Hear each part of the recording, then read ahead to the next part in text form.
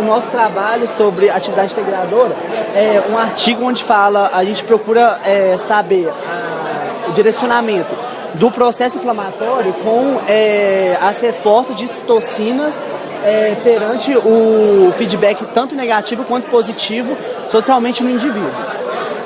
A introdução, ela fala que durante o processo inflamatório, as pessoas geralmente elas possuem alguns feedbacks negativos que todo mundo já conhece, como febre, fadiga, que é visto na maioria das pessoas que estão doentes. O artigo ele procura relacionar isso com algumas áreas da psicologia. Como já foi feito em outras pesquisas, mostram que ao aumento de humor, de depressão, ao aumento de medo social e de rejeição social também. A teoria evolucionista, ela fala que com o processo adaptativo, quando você está num estado vulnerável, geralmente o seu cérebro ele é suscetível a ativar o sistema de alarme social. Ou seja, você fica mais esperto para caso haja alguma ameaça ou algum dano social que vai te prejudicar ainda mais que você já está prejudicado. E essa é a teoria evolucionista. Contudo, ainda pouco se sabe sobre os efeitos de uma resposta inflamatória nesses casos. O objetivo em si do trabalho é buscar associar tanto os níveis de citocinas pró-inflamatórias quanto as áreas no cérebro onde são ativadas tanto os feedbacks positivos quanto negativos durante uma resposta inflamatória. Procedimentos metodológicos. Foram escolhidos 115 participantes, através de entrevistas por telefone e pessoalmente.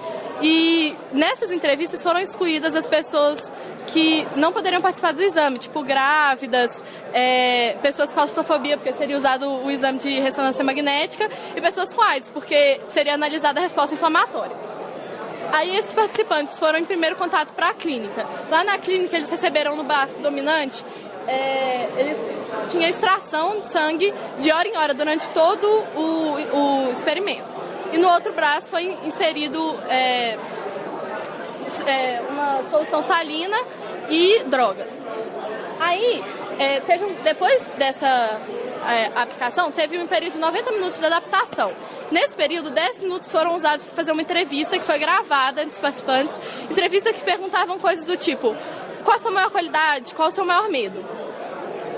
E aí, depois desses 90 minutos, aleatoriamente foram selecionadas pessoas para receberem endotoxina no braço e pessoas para receberem o placebo. Depois dessa seleção, teve um período de 2 horas. Essas 2 horas foram para esperar o pico de resposta inflamatória das pessoas que foi inserido a endotoxina. Depois dessas 2 horas, os participantes foram para o exame de ressonância magnética. No exame de ressonância magnética, eles receberam um feedback das perguntas que foram feitas na entrevista nesses 90 minutos. E aí, assim, eles recebiam feedback de forma aleatória, foi um vídeo pré-gravado, mas eles achavam que estavam sendo avaliados. E aí, após eles receberem esse feedback, era perguntado para ele como você está se sentindo. E aí, eles davam notas de 1 a 4, sendo que 1 era se sentindo muito mal e 4 era se sentindo muito bem. E esse feedback foi feito tanto com adjetivos neutros, positivos e negativos. E também foi perguntado para eles, antes de começar o exame, como eles estavam se sentindo, e depois de terminar o exame, como eles estavam se sentindo.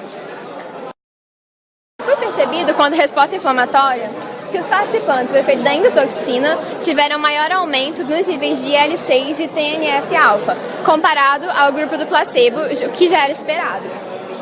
Quanto à autoavaliação sobre respostas afetivas, perceberam-se que a avaliação dos participantes sobre eles mesmos, sobre como eles se sentiam, da resposta de 1 até 4, só foi afetada pelo tipo de feedback, ou seja, se eu recebi um feedback negativo, eu vou responder um número mais próximo de 1, se eu recebi um feedback positivo, eu respondo um número mais próximo de 4. E ao tempo, antes de começar a ressonância magnética e depois da ressonância magnética. Mas estar sobre o efeito da endotoxina ou do placebo não alterou, ou seja, a resposta inflamatória não alterou a autoavaliação deles quanto aos números. Os números respondidos pelos participantes sobre o efeito da endotoxina e do placebo foram muito parecidos. Quanto à resposta neural aos feedbacks negativo e positivo, o que foi feito? Para o feedback negativo, eles tinham a hipótese de que quando você receberia um feedback negativo, você teria um maior aumento das áreas relacionadas a alerta. Então, eles foram analisar o córtex cingulado anterior, dorsal, a ínsula anterior, a amígdala e córtex pré-frontal dorso medial. Sendo que o córtex pré-frontal dorso medial, na verdade, é uma região que você vai estar tentando saber o que outras pessoas estão pensando. Então, o que foi percebido?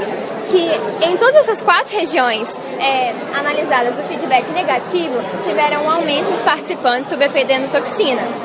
Só que na ínsula anterior e no córtex pré-frontal dorso medial, foi um aumento muito próximo aqui em relação ao nível basal de ativação. Isso significa que, muito provavelmente, o efeito da inflamação não alterou o nível que essas áreas estariam se ativando. Em relação ao feedback positivo, pensou-se que um feedback positivo ia ter uma ativação nas áreas relacionadas ao sistema de recompensa. Então, eles analisaram o estriatum ventral e o córtex pré-frontal ventromedial. E observou que os pacientes que receberam a endotoxina tiveram um aumento em todos eles, juntamente com o córtex pré-frontal dorso medial, que também foi analisado.